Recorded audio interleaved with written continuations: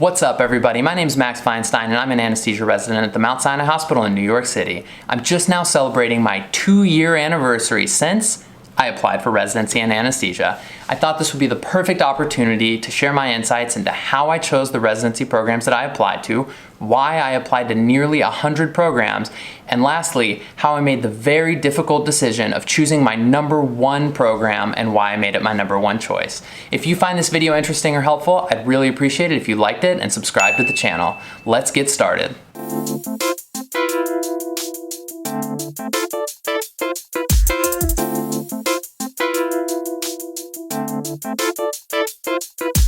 So if you're not familiar with how the residency application process works, I'll just briefly explain it, which is that 4th year medical students who are in their last year of medical school submit applications to as many residency programs as they'd like to apply to. The residency programs can then extend invitations to interview to these medical students. After the interviews have taken place, then the medical students sit down and they make a list of the places where they've interviewed in order of preference for where they'd like to go. At the same time, the residency programs also make their own list of preference of students that they'd like to have as their incoming residents. Then after both the students and the residency programs have made their list of preferences, all of them nationally get put into one big computer algorithm which crunches all these numbers and tries to figure out the best way to maximize everybody's happiness, and then boom, spits out the residency match. Then on match day, which happens in May every year, students are told where they've matched and that's where they go for residency. The reason why I even feel qualified to make this video is because due to some extenuating circumstances, which I'll explain, I applied to an outrageous number of residency programs, which totaled nearly 100. And by the end of residency interview season, I'd actually interviewed at approximately 25% of all of the anesthesia residency programs nationally. So I feel like I've got a pretty good basis to talk about the range of programs that are out there, the different factors to consider, and what I've seen at the different programs that I applied to. The reason why I applied to nearly 100 anesthesia residency programs, which is just a crazy number and not something that I would recommend unless you have extenuating circumstances. But the reason that I did that is because my wife and I were applying to the match together, and specifically she was applying to dermatology, which interviews much later than the anesthesia residency programs.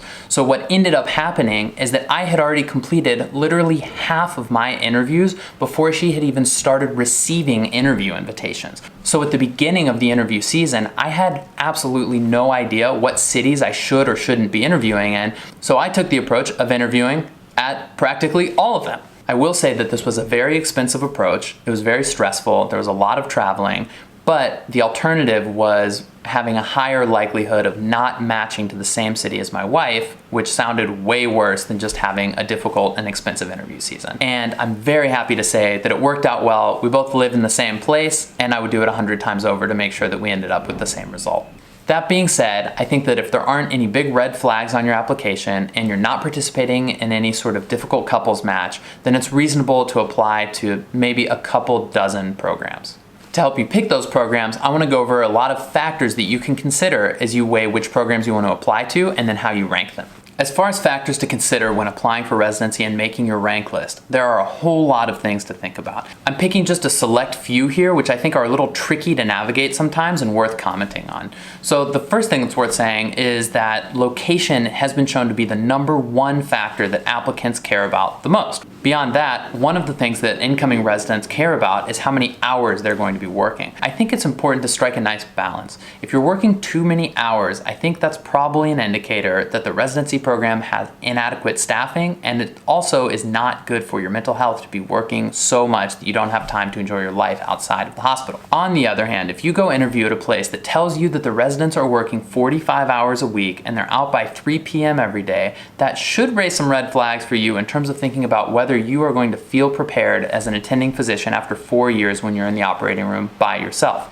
Compare a resident who worked 45 hours a week for 4 years. They're clocking in just over 8,600 hours over that 4-year period. Compared to a resident who works on average 65 hours a week over a 4-year period, they're clocking in over 12,400 hours. That resident who worked more has literally worked 50% more during their training, which means they're at least 50% better prepared for what's coming to them as an attending. That all being said, I think it's important to find somewhere that strikes a nice balance and isn't too much or too little in terms of hours worked. Another factor that's very specific to anesthesia is whether residents are relieving CRNAs or whether CRNAs are relieving residents. And this really speaks to a prioritization issue for the department, which is, do the departments prioritize resident education? If so, they're going to be relieving residents to go home at a reasonable hour in the evening so that they can study. Or if the program doesn't prioritize resident education, then the residents are going to be used to relieve CRNAs, and so the residents are essentially there to provide a workforce, which in some sense is true, but in a very important sense, they're also there to be educated. So it's important that a department values that. Another tricky subject to look into is research. A lot of programs will say that they have research opportunities, which may be true, but there's really a question about how accessible those research opportunities are to residents. So there are some programs that have big names in the field, they're pumping out a lot of research, but it's really difficult as a resident to link up with those researchers and actually get involved. Other programs make it a lot easier for residents to pursue research if that's something that they want to do. Another factor worth mentioning is looking at fellowship matches. So for residency programs that send their own residents to their own fellowships, it's a little bit concerning that other fellowships nationally aren't interested in taking those residents. It's important to try to get your hands on a fellowship match list and see where do residents go once they've graduated. And if they're not going to a fellowship, see if you can try and figure out where they got employed as attending anesthesiologists. I think that figuring out where residents went after they graduated is a great way to approximate how the residency program is perceived in the field and how the resident training quality is perceived. Another factor that applies to anesthesia, but not necessarily all of the medical specialties out there, is whether a residency program has moonlighting opportunities that are available, specifically moonlighting opportunities in that specialty itself. And when looking at anesthesia, you'll find that there are programs that are out there that will pay residents to stay later in the evening or to come in on weekends or holidays to work. The important thing to think about when considering moonlighting isn't the money itself, although that's obviously a nice bonus, but to consider what it means that a residency program values your time enough to pay you money to stay late. This really goes back to the same idea of whether a residency program sees you as somebody who's there to work or somebody who's there for them to educate. I would definitely not base the decision to go to a residency program on whether or not it has moonlighting available, and I also really wouldn't make the decision based on any one factor in particular, but it's just another thing to think about. As far as factors to consider for applying to residencies, I've saved the most taboo for last, which is the F word. F for fun, which is, the B word, which is the best program. How do you figure out what is the best program? Is it the program that shows up as number 1 on Doximity's reputation ranking list? Or is it the program that rhymes with Starbird? Does it rhyme with Starbird? I don't think it rhymes with Starbird. Whatever, Starbird doesn't really rhyme with Harvard, but kind of does. You get what I'm saying. What it comes down to is that a lot of medical students simply want to apply to the program that is perceived as the best in their field.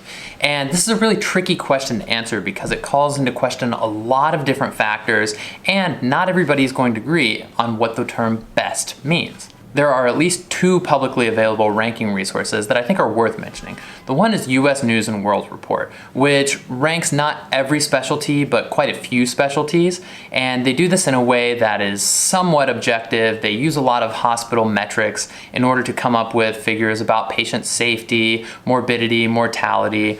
I think it's difficult to convert these numbers into a direct translation of the quality of the residency program, but it may be a place to start looking at some figures that are more or less objective. That being said, only a minority of specialties are actually represented in US News and World Report's rankings, and anesthesia is not one of them, so that didn't even apply to me. The other ranking resource that's commonly used by medical students is Doximity's reputation list, which allows you to sort most specialties by reputation. At first blush, this is really appealing because it seems like a centralized way to see what is the best residency program. But as I went through the interview season during 4th year and I was talking with other applicants about what the Doximity ranking list even meant, I kept hearing people say over and over again that it was really just more of a popularity contest and that Doximity's rankings just reflected how many people voted for them. This is actually a testable hypothesis that residency program size is associated with residency program ranking. I got so obsessed with this when I was a fourth year medical student that I actually put together a study that answered the question of whether doximity ranking is simply a reflection of a program size. And I found that overwhelmingly for every single field that I analyzed, this was true. I actually published the results of that study in the Journal for Graduate Medical Education, and I bring it up here because I think it's important for medical students to consider what goes into the reputation rankings for doximity and what that actually means. Personally, I found doximity to be a pretty unreliable source of information as far as reputation for a residency program. So I started to look elsewhere for ways to gather information about indicators of quality for a residency program. I've divided that up into objective and subjective resources. As far as objective, non-biased information, the best sources that I can recommend that you look at are the following. One of these resources that you can use is the ACGME's website. So the ACGME is the Accreditation Council for Graduate Medical Education, and the only thing that you need to know about the ACGME is that they are the ones who accreditate all residency programs, and so they collect a lot of information about residencies, some of which is publicly available through their website, so that's worth checking out. One of the things that you won't be able to get your hands on very easily is the ACGME Residency Satisfaction Survey, which is handed out every year to all residents of all programs and all specialties. And in this survey, one of the questions that's asked is, on a scale from 1 to 5, how happy are you with your residency? Now, don't you think as an applicant, it would be really wonderful to know what the answer to that question is for a residency program? Well, you probably won't find out unless the program director decides to share it with you on interview day. I wouldn't recommend that you ask a program director for that information. That's pretty sensitive and potentially could land you in a really uncomfortable spot if they have a low score. But just be aware of the fact that there are at least several programs that are out there that do share their residency satisfaction scores on interview day, and I think that's a really nice thing to see. Another place that you're able to find objective information, also mixed in with subjective, more biased information, is a residency program's website. So make sure that you're checking out individual programs' websites because you're often going to be able to find information about programs that you're not going to be able to find anywhere else. As far as subjective resources are concerned, the best place that you can go is the actual residency program itself by either doing an away rotation there, or if it's your home institution, just doing a rotation there. Obviously, that's much easier said than done, and especially with COVID, that's a lot more difficult to do these days. However, if you do have an opportunity to rotate at a program, I don't think that there's a better way to figure out if it's a good fit for you. The other very valuable subjective resource is simply talking with residents who are at that program. So you can either reach out to the program director to ask him or her to connect you with residents, or if you know residents directly, then get in touch with them. But getting candid opinions from residents can be a really good indicator of what the quality of their program is, how happy they are there, whether they would go there again if they were given the choice, and so forth. When residency interview season rolls around and you're going out to pre-interview dinners or pre-interview Zoom calls or whatever they end up doing, it's also important to take stock of how many residents show up. It can be an indirect indicator of some type of red flag if not that many residents show up. Is it that the residents in the program were too busy to show up for dinner because they're working so much? Or they just don't have anything positive to say about the program and so they didn't want to show up? So I think it's usually a good sign of residency program health if a lot of residents show up to a pre-interview event. There are a couple of talking points I want to give you a heads up about that you're probably going to hear about a lot on every interview day for every program that you go to. One of those talking points is that the program where you're interviewing is taking care of the sickest of the sick. What this comes down to is that taking care of a lot of sick patients is going to be good for your education because you're going to leave residency with a very good understanding of how to take care of the most complex patients that you're going to encounter. Having said that, many programs will pretty much lay claim to taking care of the sickest people in the entire world. And it's not a bad thing that they're boasting about this, but just be aware of the fact that you're gonna hear this from a lot of people. Dude, our patients at our program are so sick, they're like the sickest of the sick. Nah, bruh, our patients are even sicker, okay? They're all ASA 4s and 5s. Literally all our patients, ASA 4s and 5s. Oh yeah? Well, all the patients at our program are ASA 6s. They're all literally dead. Dude, what is wrong with you guys?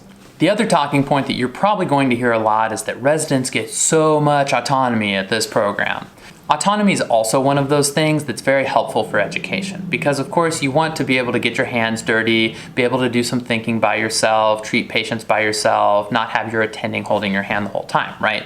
I would just urge you to carefully listen when residents describe exactly how much autonomy they have. And this is one of those things that I think you need to be sort of Goldilocks about. You need to have not too much, but not too little. Because if you have too little autonomy, obviously that's not going to be helpful. But if you have too much autonomy, then is there anybody that's teaching you there to begin with? Bro, we have so much autonomy in our residency program that our attendings leave us alone so early on. Bruh, we have more autonomy than you. Our attendings leave us alone literally 2 weeks after we start CA 1 year. No. Dude, on day 1 of CA 1 year, we are actually the attending.